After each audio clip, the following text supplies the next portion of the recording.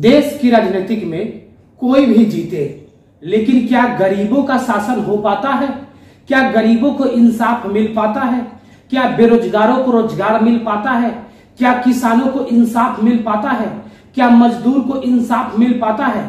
इस देश में गरीब, लाचार, विवश, मां, बहन को क्या अधिकार मिल पाता है? नहीं मिल पाता है। क्यों नहीं मिल पाता है? क्योंकि यहाँ पर तानाशाहों का शासन। लोकतंत्र में लोग अपने वोट को बेचकर अपनी ईमान तक को बेच देते हैं, जिसके कारण से वह नेता के सामने नहीं बोल सकते हैं। जो लोग अपने वोट को बेचते हैं, क्या वह अपनी अधिकार की मांग कर पाएंगे?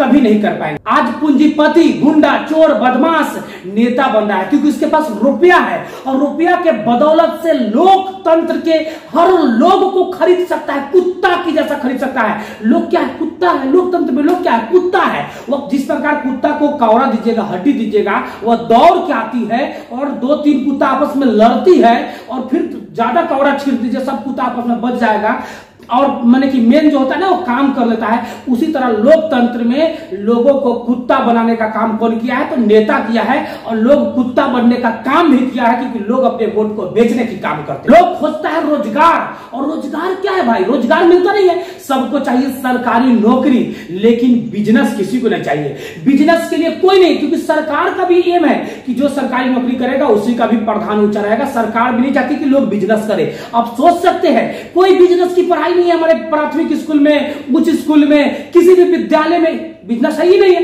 कॉलेज में जाइएगा, कॉलेज में कोना में थूक बिगड़ आएगा, शिखर खाकर लोग गुटखा बिकते हैं। कॉलेज में पढ़ाई नहीं है। कॉलेज रोज जाना है, सरकार का कहना है कि रोज जाना है, रोज आना है, जाओ सनम आओ सनम, लेकिन पढ़ाई हो या ना हो इससे कोई मतलब नहीं है। भाई आप अपने लिए ना सही, अपने बच्चों के लिए आप अपने वोट को मत बेचिए। अगर वोट बेचिएगा तो बच्चा के भविष्य बेचने के काम कर रहे हैं। वही बच्चा एक दिन दर दर ठोकर खाएगा और उसको रोजगार नहीं मिलेगा, तरसेगा, तड़पेगा। देश में क्या होगा? तरसने और तड़पने की और कुछ नहीं मिलेगा। हमें मानता हूं इस बात को। मेहनत करने वाला इंसान मेहनत करेगा, खूब करेगा, खून पसीना एरी चोटी ये कर देगा, अंत में उसको सफलता तो मिलना ही है। मिलेगा भाई, सफलता हर किसी को मिलेगा। हम आप लोग को भी कहते हैं कि इस लोकतंत्र में भी अधिकार मांगने से नहीं मिलता, अधिकार छीनना पड़ता है।